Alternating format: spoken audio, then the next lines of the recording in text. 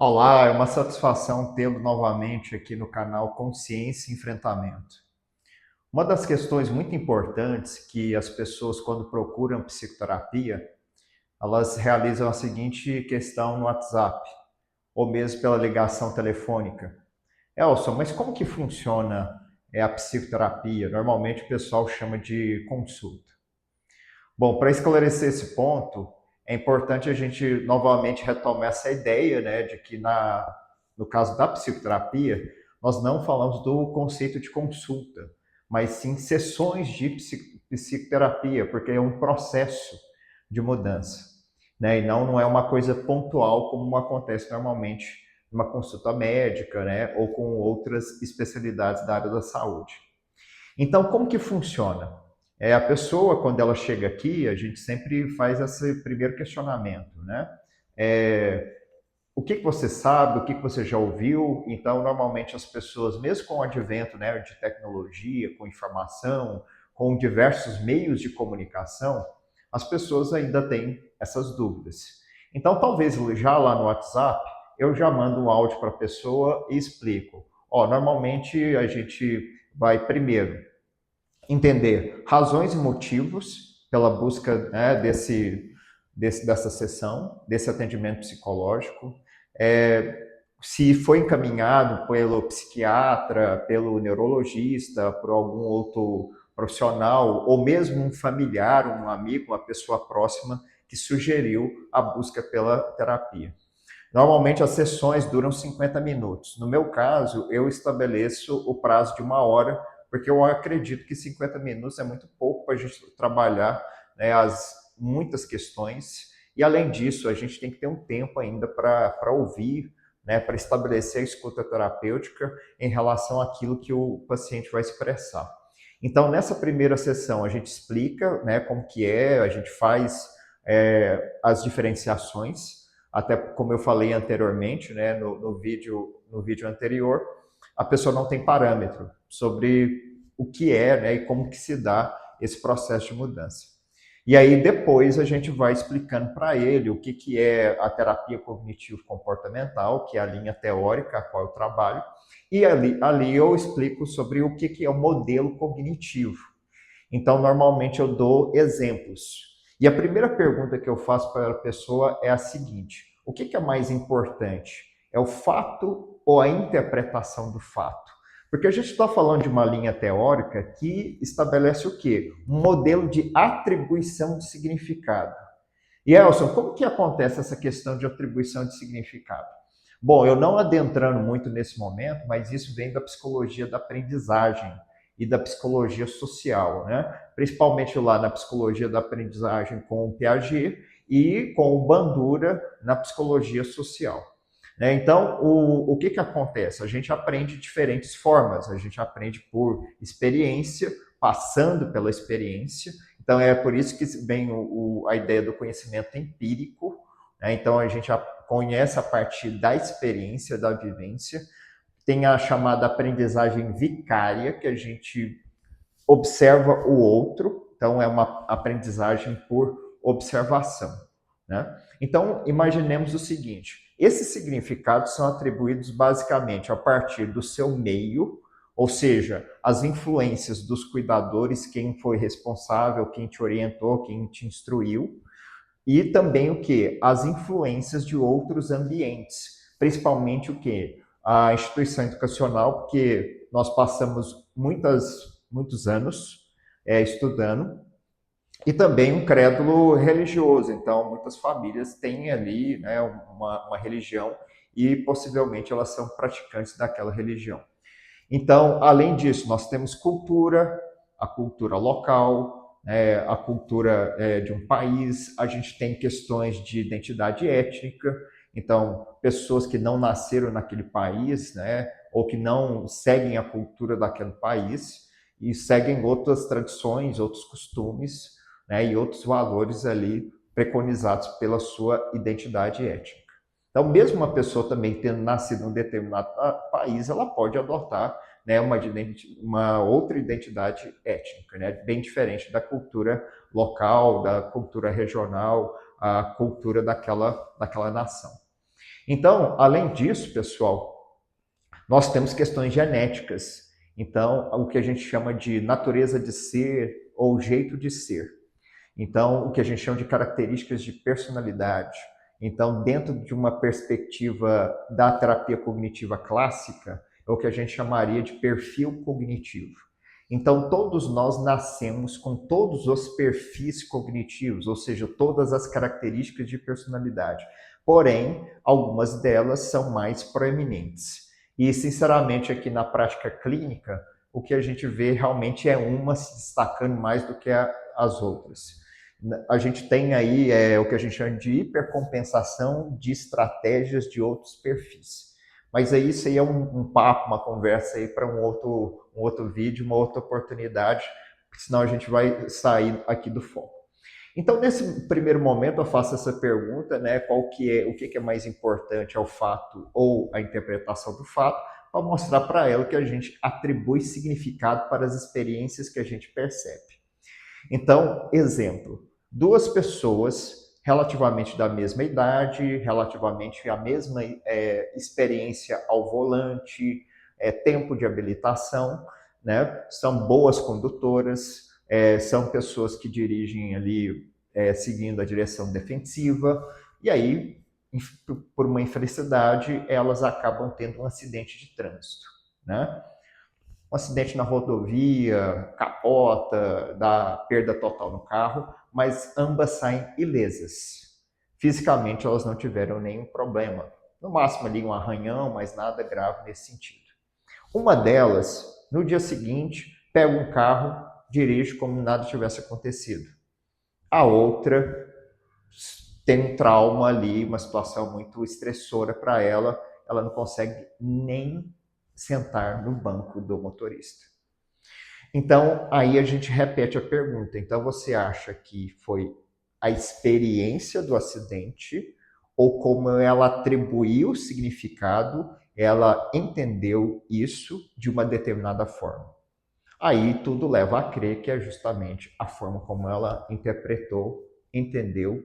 Então, vem aí a ideia do modelo cognitivo, de que a forma como nós atribuímos significados para determinadas situações, sejam externas ou sejam internas, a gente chama aqui de estímulos. Estímulos internos seriam os próprios pensamentos, ideias, memórias, crenças que você pode ter, e que isso vai ter uma correspondência direta aonde?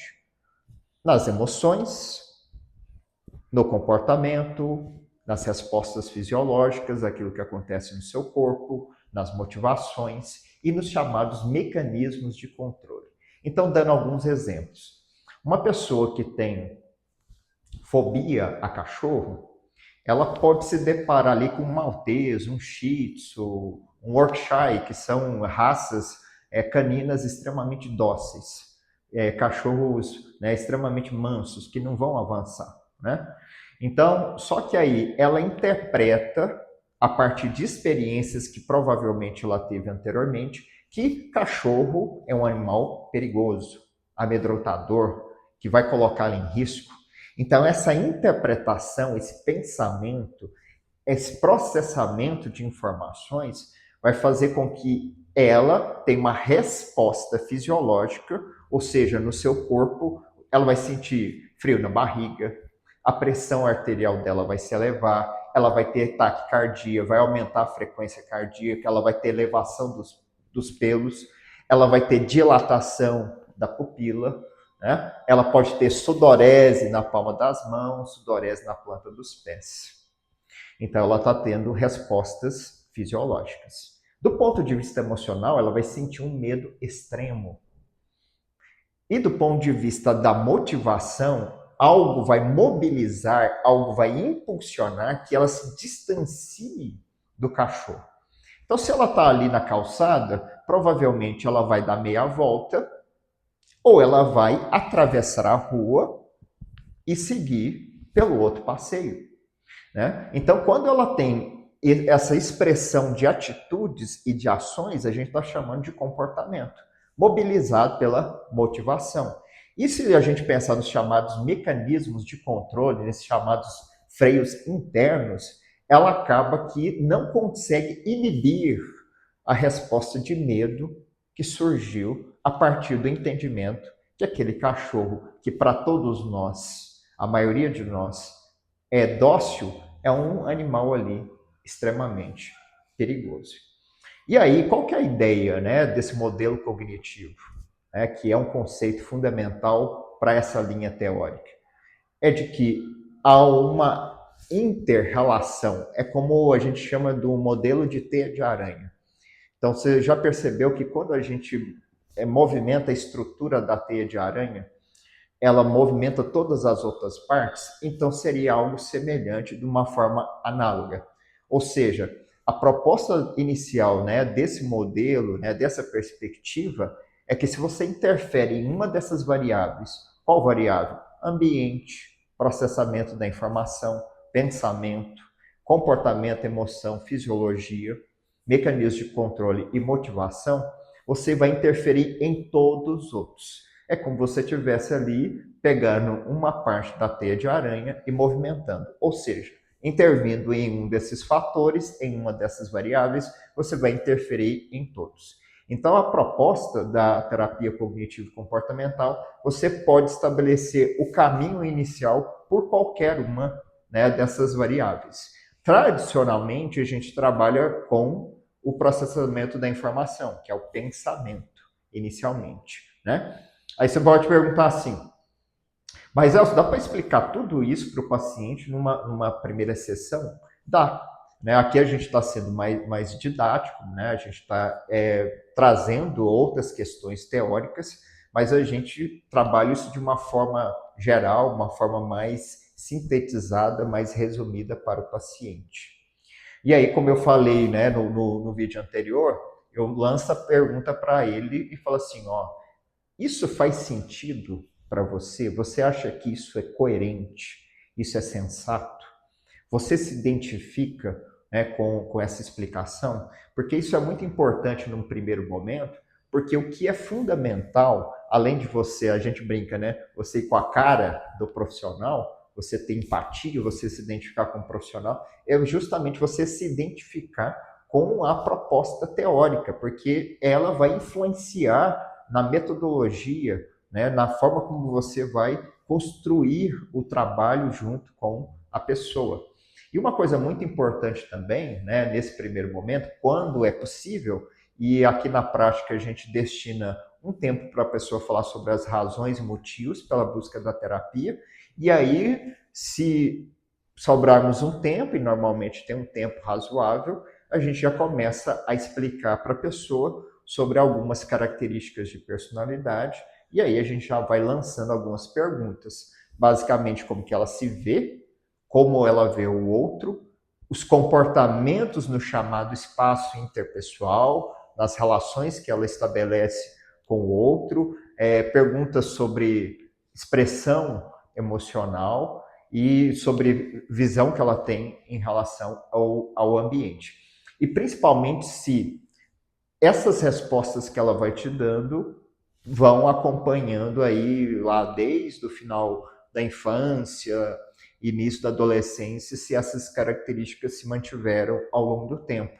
Porque é uma coisa muito importante. A gente sempre fala isso. Característica de personalidade não muda. O que a gente muda é a funcionalidade.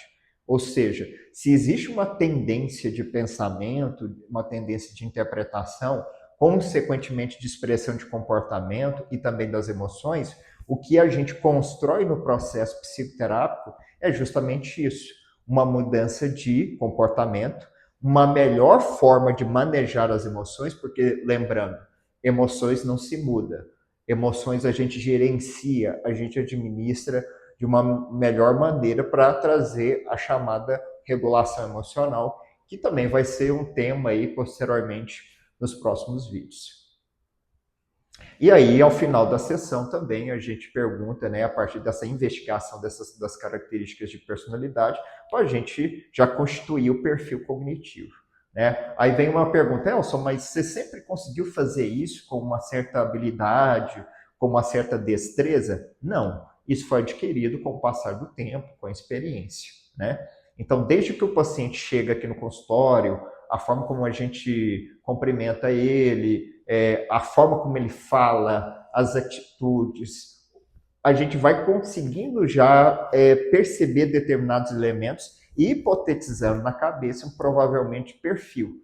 Então, se você constrói essa hipótese, naturalmente você já vai lançar as perguntas direcionadas àquela hipótese inicial que você teve. Então, isso facilita o processo. Mas isso se deu com o passar dos anos, a experiência, os estudos, né?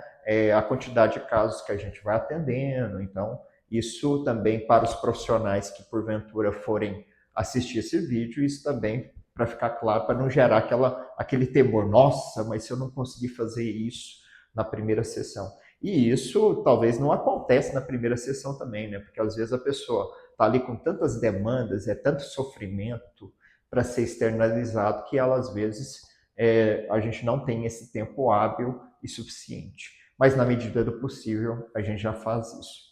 Então, é assim que funciona normalmente a primeira sessão de terapia e é dessa forma que a gente conduz o processo para o paciente, deixando de forma clara a proposta de trabalho, a linha teórica, né, e o que a gente vai estabelecer em termos de objetivos a partir daquilo que foi demandado.